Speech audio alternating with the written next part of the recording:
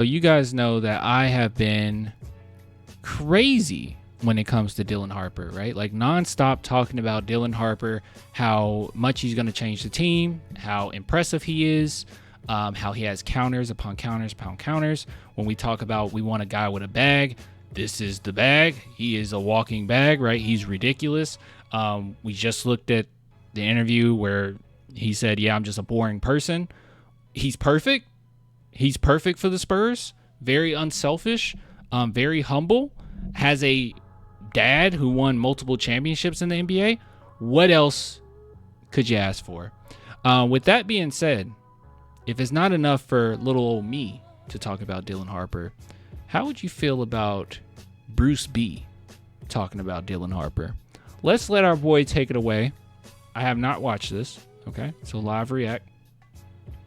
Let's see what he had to say about Dylan Harper. Oh, wait, I should have said. Shout out to T.Y. Michael Brooks for tagging me in this. I did not see it until he tagged me. And shout out to Eric Salinas for posting it. I don't know. Actually, I don't know if this was posted. Okay, it looks like he took the...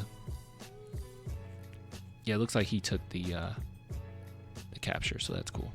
Are we going to play? Guy, the Spurs got the number 2 pick 2 years after they got the number 1. Why does this guy voice sound familiar? Is he on ESPN? Pick of the last however many years. Do you think that they should take Dylan Harper? Oh, man. Woo. No question. Oh, yeah. Man, and I say it for this. Dylan Daddy and I, we real close. And one of the things that Ron talks about is the culture of San Antonio for my son being a professional basketball player. Okay, actually, this is bigger than I thought. Okay, we're going to continue this because this is awesome. I'm locked in, okay? So this is huge because the narrative around Spurs Nation, maybe over the course of, it's calmed down a little bit, but the course of the last couple of weeks is that his dad has been toxic and his dad is the new Uncle Dennis and his dad doesn't want him in San Antonio and all this stuff. And I brought up that everything that I've seen, nothing indicated that he didn't want him in San Antonio. I didn't gather that at all from the things that he's been posting. It's been just nonstop sticking up for his son and then telling people just to wait because they kept throwing out all of these trade scenarios all the time, right? Maybe, yeah, it's a classic case of old man get off Twitter, but at the same time, you know, I think it's I thought it was overblown. I didn't see anything wrong with what he was saying. I was not coping. Okay, I was not coping. I legit did not see any issues with it, and definitely didn't see any comparisons to Uncle Dennis. But hold on, let me go back a little bit. This is big though. This is big. I don't even think Bruce Bowen realized that there's some inside info here. Of San Antonio for my son being a professional basketball player. He's going to learn things about being professional, and there's always a point in life when you see your son playing at the highest level that you just realize that you can't do nothing for him. And you want him in an environment where things can help him continuously improve, not just as a basketball player, but as an individual as well. We saw that with Dale Curry when Steph went to Golden State. Dale wasn't in the gym with him with all them shots doing that anymore. Dale was kicking balls to him because he couldn't reach it. Now, here you go. So when you have these types of scenarios, I think it only helps. And his skill, I look at it like this. De'Aaron Fox, you have Castle, you have Wemby. There's not going to be pressure for him. He's going to have a lot of one-on-one opportunities where he... Okay, just real quick, another thing. I'm going to rewind. We're going to listen to him again. But one thing that I've brought up, and this is why, you know, a few people got upset when I said this, but I think Dylan Harper starts.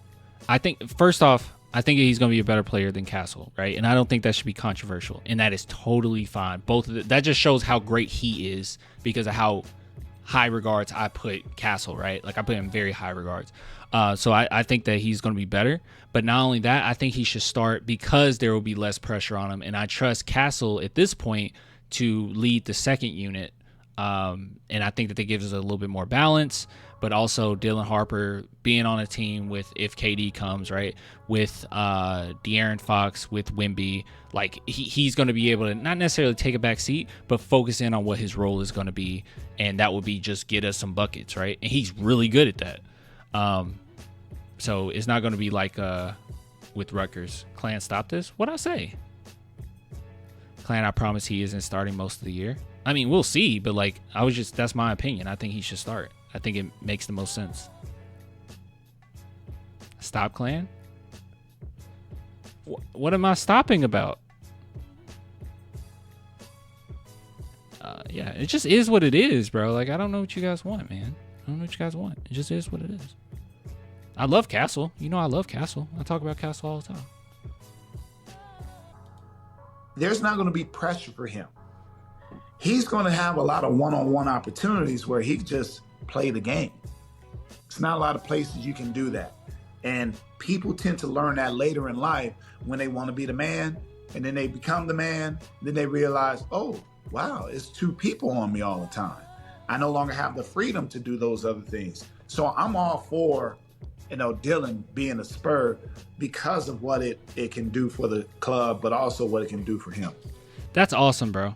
So what did we get from this? We got that he is friends with Harper's father, and Harper's father wants him in San Antonio. I don't even think Bruce Bowen realized that was like a big deal, what he just said. But also, one thing that he brought up was, when you get double teamed and realizing what that means and what that looks like. We brought this up before. I won't search for it because it takes me way too long to search for these things. But just take my word for it. We took a look at his passing ability when he's getting pressured, and those pressure moments were double teams. Like, that's basically what that meant. Near the corners are very tough situations, and he actually passes at an efficient rate, a very efficient rate.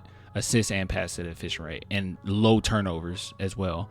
Out of being pressured. So Dylan Harper is legit, y'all. Like, he is legit. Really good. Yeah, exactly. He's pretty much a number one pick. Starting him at the 2 or 3 is a really good idea. He's dude, it's not that controversial, or it shouldn't be. It shouldn't be that controversial. Like, sure, I believe, and I said this at the time, I believe that Castle should have been number 1 pick in his draft. Like, easily in his draft.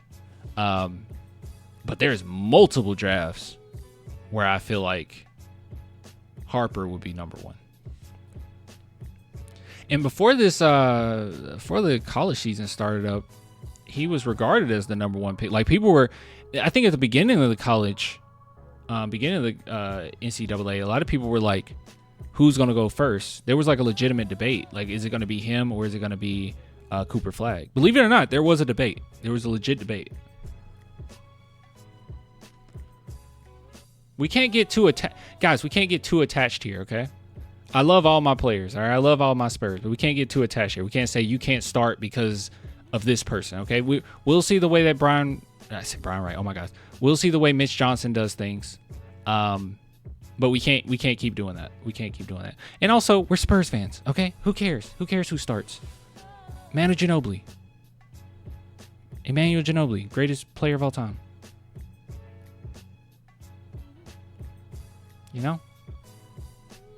One of the greatest players of all time. He came off the bench.